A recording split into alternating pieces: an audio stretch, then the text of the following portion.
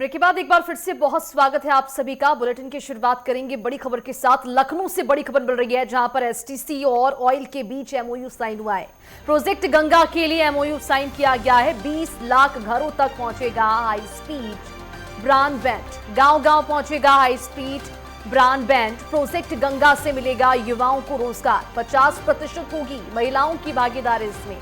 तो बेहद ही अहम जानकारी आप तक साझा कर रहे हैं। 50% तक महिलाओं की भागीदारी इसमें होगी और गांव-गांव तक ये प्रोजेक्ट पहुंचेगा। लखनऊ से ये बड़ी खबर आप तक पहुंचा रही हैं। बताते हैं आपको चले कि प्रोजेक्ट गंगा के लिए एमओयू साइन हो चुका है और 20 लाख घरों तक पहुंचेगा high speed broadband.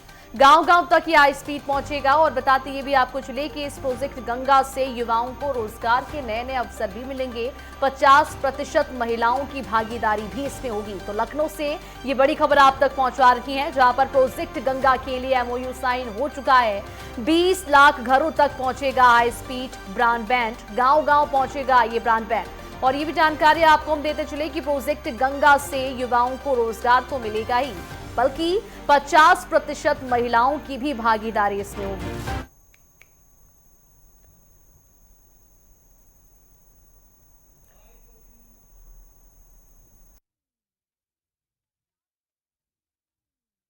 State transformation commission के हमारे सीईओ श्री मनोज कुमार सिंह और हिंदुजा ग्रुप की सहायक कंपनी ये entertainment limited 1OTT entertainment limited OIL के बीच जो एमओयू हुआ है, ये अपने आप में उत्तर प्रदेश में एक बहुत बड़ा डिजिटल इंफ्रास्ट्रक्चर के क्षेत्र में एक महत्वपूर्ण कदम है।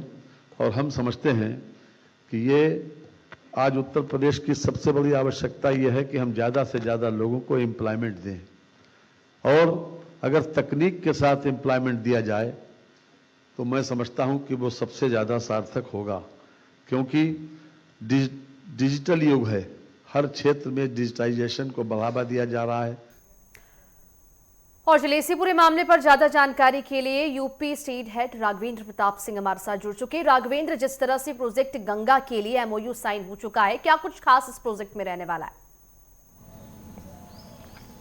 तो सोनी, अगर खास की बात कर लें तो इससे इनकार नहीं किया जा सकता है कि वैसे भी योगी आदित्यनाथ के नेतृत्व में प्रदेश में निवेश का एक माहौल बना है। तमाम इस तरह के एमओयूज पूर्व समय में भी हुए हैं और वो धरातल पे भी उतरे हैं। हम चाहे सेमी चिप कंडक्टर की बात कर लें या एमएसएमई सेक्टर की बात कर लें, उसी कड़ी में डिजिटल इन्फॉर्मेशन को लेकर आज का एमओयू बेहद अहम हो जाता है, क्योंकि इससे लाखों के रोजगार का सृजन होगा। और इसमें सबसे बड़ी बात यह है कि आधी आबादी की चिंता करते हुए ये बात भी सामने आई है कि जो भी रोजगार सृजन होंगे उसमें 50% की भागीदारी महिलाओं को दिया जाएगा। तो एक तरह से कहा जा सकता है कि प्रदेश में निवेश का माहौल बना रहे, निवेश होते रहें, इस तरह के एमओयू साइन होते रहें, अर्थव्यवस्था को पंख लगते रहें, उसके लिए तो ये महत्वपूर्ण है ही है। साथ में उत्तर प्रदेश के युवाओं को रोजगार के अवसर मिलें और वो युवा जो दूसरे राज्यों में जाकर, जैसे बंगलौर, महाराष्ट्र या अन्य कंट्री में, अन्य देशों में जाकर दुबई में, अमेरिका में, लंदन में नौकरी की तलाश करते थे, उनको अपने ही प्रदेश में, होम स्टेट में नौकरी की भी संभावनाएं बढ़ेंगी।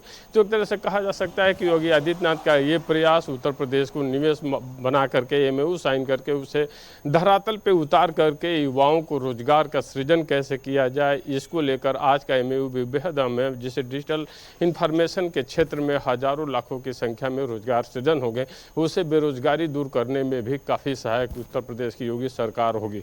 जी राघवेंद्र, जिस तरह से 50% महिलाओं की भागीदारी इसमें होगी, तो किस तरह से महिलाओं की भागीदारी इस प्रोजेक्ट में देखी जाएगी, किस तरह से वो काम करेंगे इसमें?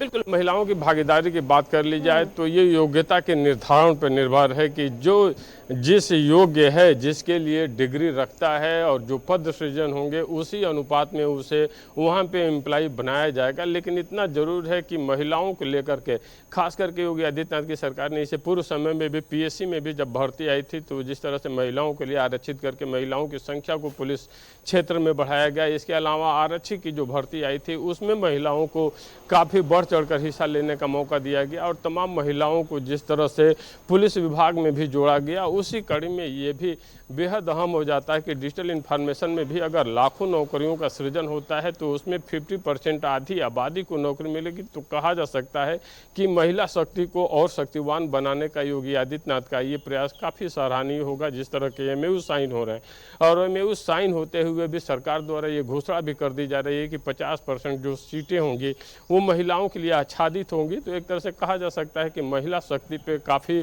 फोकस योगी आदित्यनाथ की सरकार दिख रही है। और पूर्व समय में भी चाहे उनकी सुरक्षा की बात कर लें या रोजगार की बात कर लें या अन्य सुख सुविधाओं की बात कर लें, अभी जैसा हमने कल भी देखा अंतर्राष्ट्रीय महिला दिवस के अवसर पर जिस तरह से आंगनबाड़ी कार्यकर्ताएं थी, तमाम उनको किट तो प्रदान किए ही गए। साथ में मुख्यमंत्री योगी आदित्यनाथ ने ये भी घोषणा की कि हम जल्द ही आपकी सैलरी भी बढ़ाएंगे और उनको आयुष्मान कार्ड से 5 लाख रुपए तक के स्वास्थ्य सुविधाओं से आच्छादित किया। तो कहा जा सकता है कि महिलाओं के स्वास्थ्य की बात हो या रोजगार की बात हो या सुरक्षा की बात हो, योगी आदित्यनाथ द्वारा जो काम किए जा रहे हैं वो लगातार दिखाई दे रहे हैं। उसी कड़ी में ये जो एमओयू साइन हुआ इसमें भी 50% की महिलाओं की हिस्सेदारी ये दिखाता है कि योगी आदित्यनाथ की सरकार महिलाओं को सुरक्षा देने, उनको मजबूती देने और उनको रोजगार देने के लिए प्रतिबद्ध दिखाई दे रही है। जी बिल्कुल राघवेंद्र, जिस तरह से 20 लाख घरों तक ये हाई स्पीड ब्रॉडबैंड पहुंचने वाला है, कितना समय इसके लिए लगेगा? कोई समय सीमा इसके लिए निर्धारित की गई है क्या?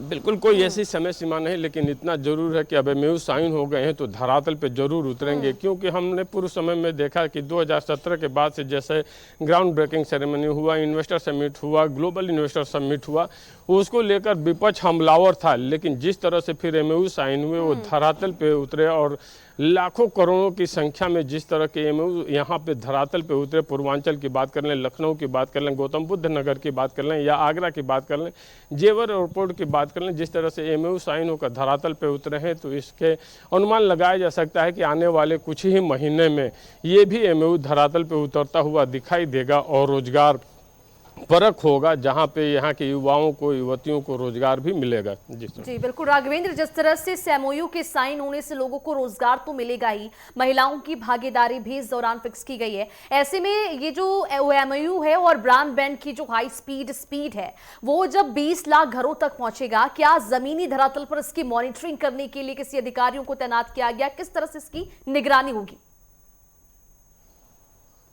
बिल्कुल, योगी आदित्यनाथ का सबसे अच्छा काम यही समझ में आता है कि जो भी एमओयू साइन होते हैं उसको भी इन्वेस्ट यूपी की तरफ से तो गवर्निंग होती है, अलग से भी मॉनिटरिंग सेल बनाई गई है और उस मॉनिटरिंग सेल के तहत ये निगरानी की जाती है कि इसमें जो एमओयू साइन हुए वो धरातल पे कितना उतरे और धरातल पे उतरे तो जो रोजगार की संभावना थी उसका अनुपालन पूरे सही ढंग से किया गया कि नहीं किया गया। क्योंकि प्रक्रिया ही जो सही, जब तक क्रियान्वयन सही नहीं होगा, हम चाहे घोषणाएं जितनी भी बड़ी कर लें वो सही रूप से मूर्त रूप नहीं ले पाती हैं। और चूंकि 50% महिलाओं को भी रोजगार देने की बात हो रही तो इसमें मॉनिटरिंग की और जरूरत पड़ेगी। क्योंकि ये भी देखना होगा कि योग्यता के आधार पे जो पद सृजन हो रहा है उस पद सृजन के सापेक्ष महिलाओं की योग्यता कितनी है, कितनी वो लाखों की संख्या में, करोड़ों की संख्या में वो महिलाएं हैं जो इसको कर सकती हैं। तो काफ़ी कुछ मॉनिटरिंग योगी आदित्यनाथ की सरकार की तरफ से किया जाता है। और अब तो एआई टेक्नोलॉजी का भी ज़माना आ गया है,